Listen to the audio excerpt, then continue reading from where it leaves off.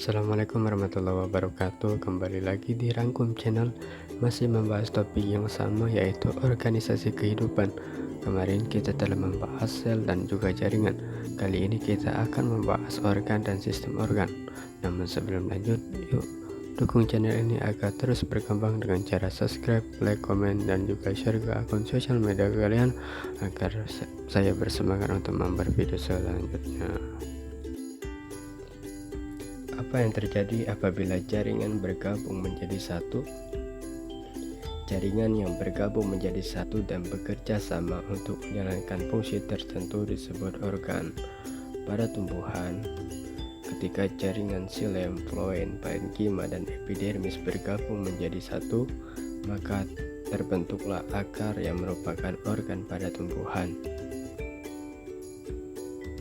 Akar berfungsi menyerap air dari dalam tanah, lalu air masuk ke serabut-serabut akar pada epidermis, kemudian air berpindah sel ke sel pada parenkima. Saat air masuk ke xilem, air akan terdorong menuju daun. Kerjasama antara organ akar, batang, dan daun menyebabkan air dari dalam tanah dapat sampai ke daun dan digunakan untuk keperluan tumbuhan. Kerjasama organ-organ ini untuk menjalankan fungsi tertentu disebut sebagai sistem organ. Dalam tubuh manusia terdapat sistem organ, yaitu sistem peredaran darah, sistem pencernaan, sistem saraf, sistem pernapasan, sistem otot, sistem rangka, sistem hormon, sistem ekskresi, dan sistem reproduksi. Sistem peredaran darah berfungsi untuk mengedarkan oksigen dan mengambil karbon dioksida dari seluruh tubuh. Sistem ini juga mengangkut sari-sari makanan dan mengedarkannya pada bagian tubuh yang membutuhkan. Organ penyusun adalah jantung dan pembuluh darah. Sistem pencernaan berfungsi untuk mencerna makanan menjadi sari-sari makanan yang dapat digunakan oleh tubuh. Organ penyusunnya adalah mulut, kerongkongan, lambung, usus halus, usus besar, anus, dan kelenjar pencernaan. Sistem saraf berfungsi untuk mengkoordinasi gerakan dan tangkapan terhadap rangsangan yang diterima oleh tubuh. Organ penyusunnya adalah otak, sumsum tulang belakang, serabut saraf, dan alat indera seperti mata, hidung, mulut, telinga, dan indera peraba yaitu kulit. Yang keempat adalah sistem pernafasan.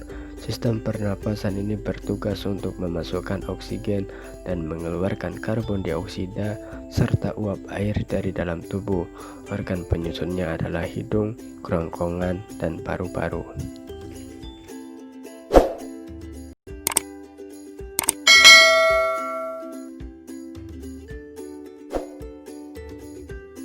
Yang kelima adalah sistem otot.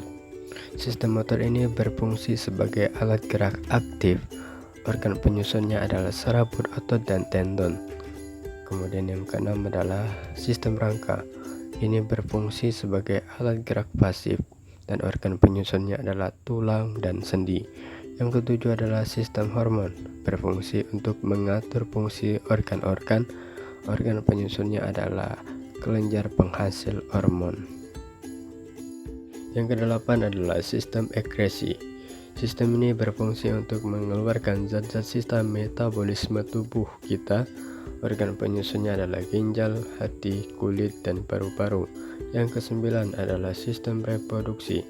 Sistem ini berfungsi sebagai alat perkembangbiakan. Pada pria, organ penyusunnya adalah alat kelamin dan testis. Sedangkan pada wanita, alat penyusunnya adalah alat kelamin, ovarium, dan rahim.